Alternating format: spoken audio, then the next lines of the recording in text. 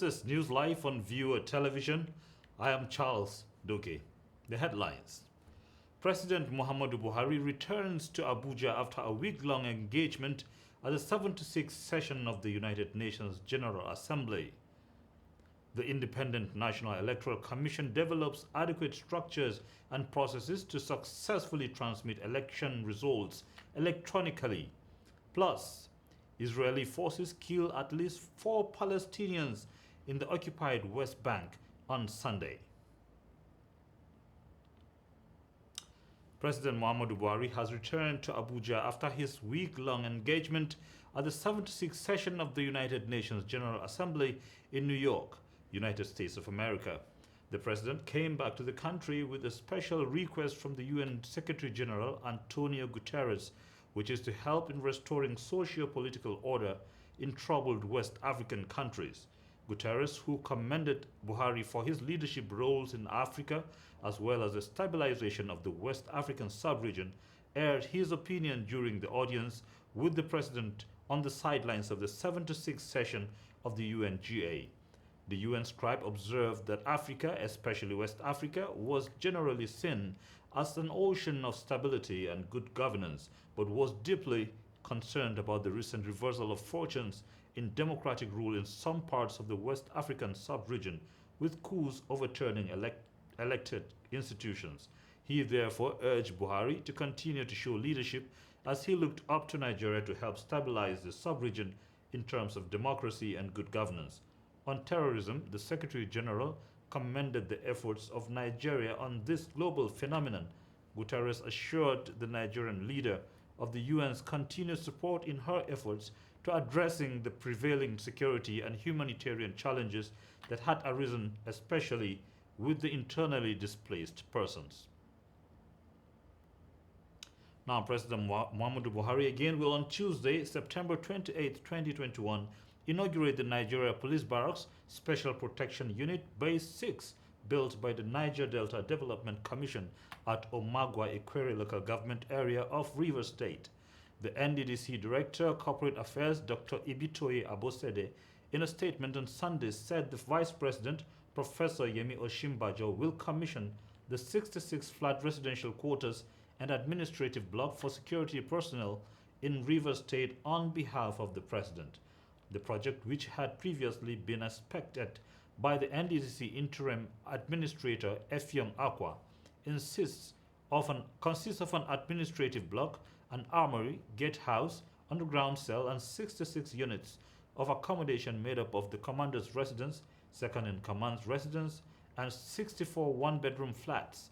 The NDDC boss noted that the project was very important in view of the security and economic challenges in the Niger Delta region, stating that it would add value to the living conditions of security officers in the region. Akwa further said the project was part of a broad-based partnership with the Nigerian police force to add value to their efforts at improving regional security. Now, the Nigerian Senate has passed the 2022 to 2024 medium-term expenditure framework and fiscal strategy paper, approving a benchmark of $57 per barrel for the price of crude. The MTEF FSP is the fiscal document upon which the 2022 appropriation bill would be predicated upon. This, among other resolutions, was reached on Wednesday after a debate on the report of the Joint Committees on Finance and National Planning on the 2022 to 2024 MTEF FSP by Senator Adeola Solomon. Some of the recommendations passed include the adoption of the 1.88 million barrels per day to 2.23 million barrels per day and 2.22 million barrels per day daily production outputs in 2022, 2023, and 2024 respectively, as well as an exchange rate of 410.15 naira to the dollar for the 2022 to 2024. The lawmakers also adopted an expected gross domestic product growth rate of 4.20% as inflation rate was pegged at 13%. Shortly before the report was adopted, lawmakers stressed the need to address the issue of borrowing. In a remark, the President of the Senate, Ahmad Lawan, advised the committees to meet with government agencies on a quarterly basis to check their performance. The Senate thereafter approved the recommendations of the Committees on Finance and National Planning on the 2022 to 2024 medium-term expenditure framework and fiscal strategy paper. Number one, on the issue of the exchange rates, the 410 rates that was proposed by the central bank, that is what the government of the day will use to execute the budget that is to be brought before, that they will be bringing before the National Assembly. And that is termed to be the official rate the government will be used to exchange whatever transaction is going into as far as the budget is concerned. Do we continue to borrow, or do we look elsewhere for us to get this money? Mr. President, there are areas that we will get. We had the issue of stamp duties, which were addressed in these chambers sometime last year. Now it has been moved, called now electronic transfer. Mr. President, we put in 2020 about 500 billion. In this budget, what has come is 29.9 billion. We need an explanation to that, Mr. President. How can you move from 500 billion of stamp duty? We used to call it stamp duties. Federal Inland Revenue themselves in 2020 say that they had a business transaction of about 52 trillion. If we now multiply that by the stamp duties they collect, Mr. President, there is no way they will present only 29.9 billion. Because there are a lot of leakages in government, leakages that nobody can explain. And therefore, tying that to the recommendation 16, that we must strengthen the Fiscal Responsibility Act, the Commission, the Accountant General's Office, the Auditor General's Office, then we have every reason to say we have money in this country. If the economy is growing, you need to reduce the deficit. But during times of economic crisis, you can't tighten your belt. Because once you tighten your belt, you run the tendency of stagnation and very, very high inflation. And this, in the times when we have terrible security challenges in this country, going that road is going fast of economic immolation and economic oblivion. When you don't make hay while the sun shines, this is the kind of thing you face. When we had plenty of money, we didn't prioritize the construction of infrastructure in Nigeria. We wasted our resources when we had much. Today, we realize we need to construct infrastructure because that's the only way to develop the country. Unfortunately, we don't have the kind of resources we had before. Now our options are very limited because our revenues are limited. I agree with all my colleagues who said we need to reduce borrowing. The Committee on Finance particularly has been doing a good job of ensuring that MDS, particularly GOEs, contribute more to the national coffers than they normally do. And that is why we have more resources today, more revenues, or more funds in the independent revenue contribution. Still on the National Assembly, the Minority Caucus in the House of Representatives has said it had extensively reviewed the addresses by the President Muhammadu Buhari at the 76th session of the United Nations General Assembly and was distressed by the claims he made therein. The caucus stated that the claims were in complete disagreement with the ugly reality of the failures of his administration, as well as the economic, security, and social ruins that have confronted the nation under his watch. The caucus took a swipe at Buhari in a statement issued on Sunday by the minority leader of the House, Ndudi Elumelu. The opposition lawmakers said they were worried that Buhari's address conveyed no personal commitments that can guarantee an end to poor and undemocratic governance, human rights abuses, poverty, ignorance, injustice, and the inequalities that are prevalent under his watch, even after identifying such as the causes of conflicts. The caucus also said They were shocked by the claims by the president that his administration built isolation centers and emergency hospital wards all over the country and in record time in the fight against COVID-19, saying it is a claim that is in conflict with the infrastructural reality in the country.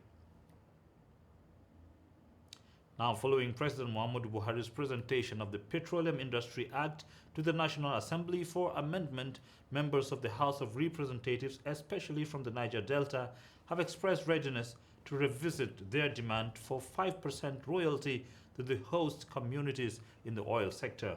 Buhari had sought amendments to the PIA, including the removal of the Ministry of Petroleum Resources and the Ministry of Finance, Budget and National Planning from the boards of the Nigerian Upstream Regulatory Commission and the Nigerian Midstream and Downstream Petroleum Regulatory Authority. President of the Senate, Ahmad Lawan, and Speaker of the House, Femi Gbajabiamila, read the cover letter attached to the executive bill presented by Buhari on Tuesday. Ben Igbakpa, a member of the PDP from Delta State, noted that the amendment exercise was an opportunity to tinker with the PIA. Then lawmakers that said the fresh move might be frustrated by members of the ruling All Progressives Congress from the geopolitical zone. The National Assembly passed the Petroleum Industry Bill while the President signed it into law recently. The passage was followed by protests as members of the National Assembly, especially from the Niger Delta, in the House protested against the reduction of the royalty. While the PIB originally proposed 5%, the Senate cut it to 3%, while the House of Representatives earlier agreed to 5%. It eventually adopted the Senate's 3% proposal. Now, the Independent National Electoral Commission, in its strongest defense of e-transmission of election results, says it has developed adequate structures and processes to successfully transmit election results electronically. The Commission disclosed this in its position paper number 1, 2021, Electronic Transmission of Election, released on Saturday in Abuja. The Commission stated that the available national infrastructure, including mobile network coverage, were adequate to provide for electronic transmission of results. In the paper, INEC expressed its belief that electronic transmission of results would improve the quality of election results management, while its engagement with stakeholders had shown that the Nigerian public supported electronic transmission of election results. The objectives of the position paper, according to INEC, was to explain the desirability of electronic transmission from results as an electoral reform issue in Nigeria today, adding that it was also to clarify the position of INEC on some of the central issues around e-transmission of results. You're still watching News Live on Viewer Television. When we return, the People's Democratic Party has assured Nigerians that the party will reclaim its mandate come 2023 general elections. Details of this and more after this break.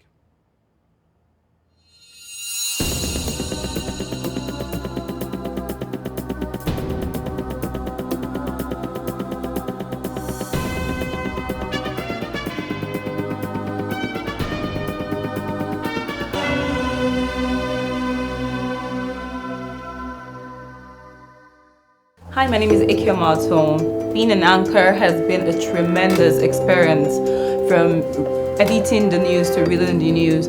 As an anchor, you have to be objective and impartial. Sometimes you have to put on a very indifferent look, a stoic character, such that you do not display your emotions. But then the stories that we tell, from politics to the economy to insecurity to education, also affect us. And as journalists, we're also affected by stories. From the teleprompter to the lights to the camera to the action to the reading of the news, it's all a synchronization of various activities at the same time. Sometimes you have to listen to feedback, sometimes you have to stop, sometimes you have to continue. Sometimes, there are technical hitches that we can never overlook, but then you have to come up with a strategy, you have to come up with your professionalism to ensure that the audience do not even know what is happening behind the scenes, and then you just have to carry on.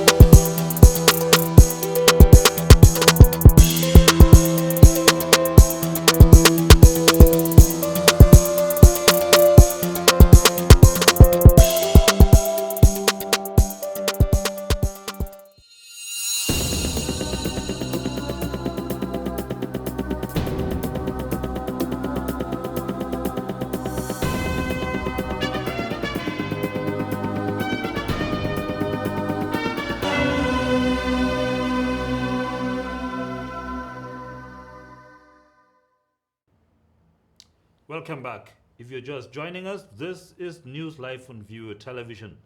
A recap of our top stories. President Muhammadu Buhari returns to Abuja after a week-long engagement at the 76th session of the United Nations General Assembly. The Independent National Electoral Commission develops adequate structures and processes to successfully transmit election results electronically.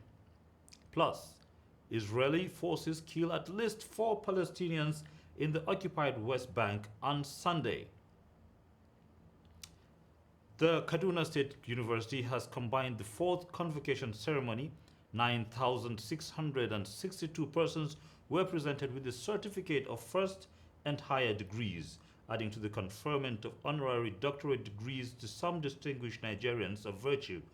A breakdown of 5,984 for the 3 sets of undergraduates, while 3,678 for postgraduate. Having been certified worthy in character and learning, it is now on record that the Kaduna State University has keyed into the vision of providing more than edged courses that will produce graduates that will be skilled and therefore self-employed. This was actualized by the introduction of courses like biotechnology, geophysics, and cybersecurity, among others.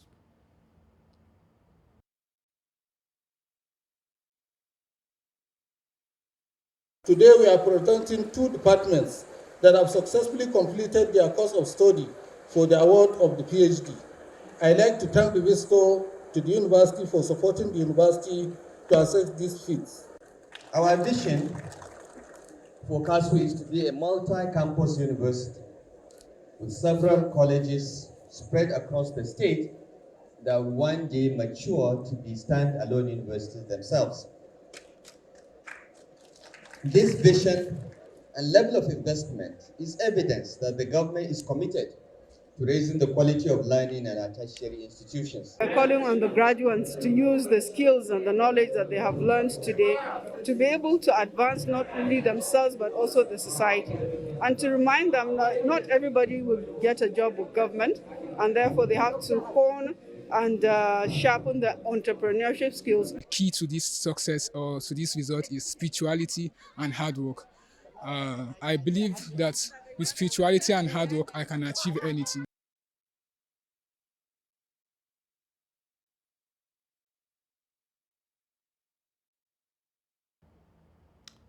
The Borno State chapter of the People's Democratic Party on Saturday affirmed all the ward officials during its congress in the state. The National Working Committee of the party has approved September 25th for ward congress in Borno, Lagos, Oyo, Adamawa, Kogi, Oshun, Kebbi, Kwara, and Ebonyi states. The organizing secretary of the party in the state, Umar Bello, said that the party adopted affirmation because all candidates were unopposed. Bello lauded members of the party for the smooth and peaceful conduct of the exercise across the state. Also commenting on the exercise, Abdulrahman Boboy, chairman of the 5-member National Electoral Committee, expressed satisfaction with the conduct of the exercise. Boboy, who monitored the exercise in some wards in Maiduguri and Jere local government areas of the state, described the exercise as a huge success that would make the party more united ahead of the 2023 general election. The PDP had fixed October 5th and 16th for the conduct of local government and state congresses in the listed states. Now, the People's Democratic Party again has assured Nigerians that the party will reclaim its mandate come 2023 general elections. This was disclosed on Saturday by the returning officer for the just concluded Adamawa PDP Congress, who doubles as the deputy governor of Bauchi State. The returning officer, Senator Baba Taylor, expressed satisfaction with the way and manner the delegates conducted themselves before, during, and after the Congress. He says he is confident that the People's Democratic Party is now intact and ready to work assiduously towards the producing a better candidate for Nigerians come 2023. He said the Congress is conducted in the 9 states of the country, and so far everything is moving as expected, while calling on the delegates to continue to give their maximum support and cooperation to the leadership of the party. Around the voting stations, that is for the ward elections into the PDP ward local governments here in Adamawa State. We've gone around a few wards and we've seen the conduct of the election and we've seen the turnout of people, and I would say that we are highly impressed with the conduct of the elections. The way people are conducting themselves, orderly, without any rancor, without any fight, without any noise. And then, of course, the candidates that are seeking for the offices are also organized. And I think on a general basis, we are happy with the conduct of the election and we will report same to the national headquarters. Now, as part of efforts to contain the third wave of COVID-19 pandemic, the federal government Saturday said it has vaccinated a total number of 4,680,000 people across the country as of September 24, 2021. The Executive Director, Chief Executive Officer, National Primary Health Care Development Agency, Dr. Faisal Shuaib, disclosed this during the South-South Zonal Town Hall meeting on COVID-19 vaccination in Benin, Edo State. The meeting was organized by the Presidential Steering Committee on COVID-19 in collaboration with NPHCDA and hosted by Edo State government. Shuaib noted that out of the 4,680,000 people, about 1,865,127 were fully vaccinated with the 2 doses. He stated that the figure was below the national target, which could prevent the country from returning to normal living.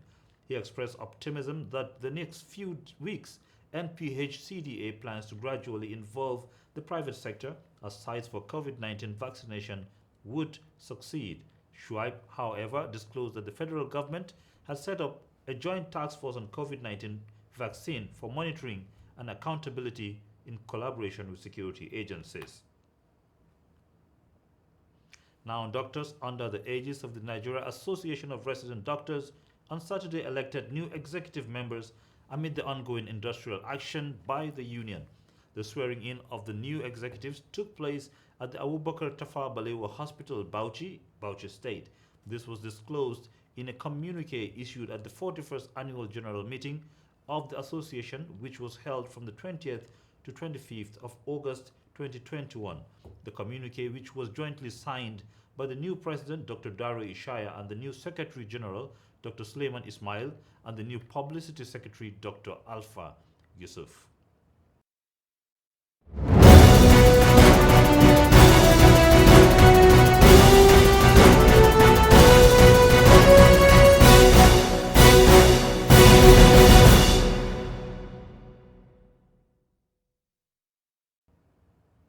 And on the international scene, Mali Prime Minister Choguel Maiga has accused France of abandoning the conflict-torn country with its decision to draw down troops this year.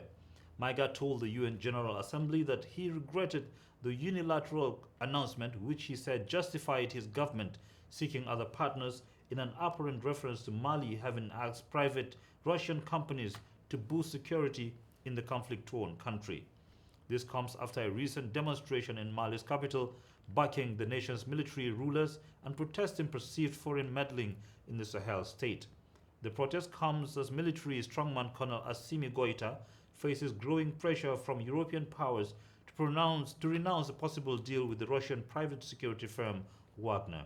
Former colonial power France, which has thousands of troops in Mali, warned against the deal after reports Mali was close to hiring 1,000 Wagner paramilitaries surfaced this month. Now, Israeli forces have killed at least 4 Palestinians during a raid in the occupied West Bank on Sunday, the Palestinian Health Ministry said. Israeli Prime Minister Naftali Bennett said in a statement that Israeli forces had mounted an operation against Hamas terrorists who were about to carry out imminent terrorist attacks. He made no mention of casualties, and an Israeli military spokesperson had no immediate comment on the raids.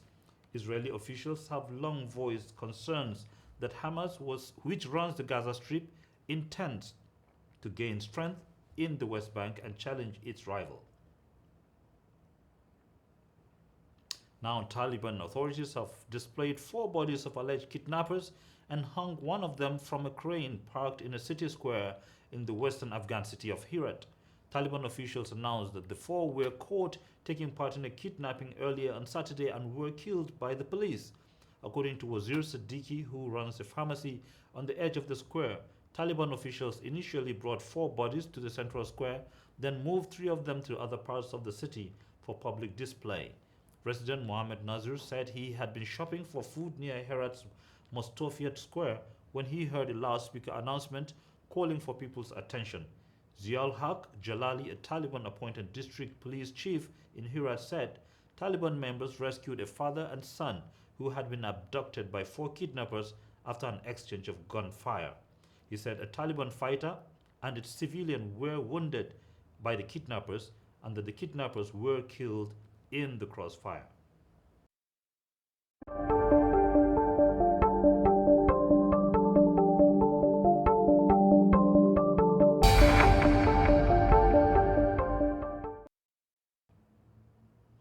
And that brings us to the end of News Live. But before we go, a quick recap of the headlines.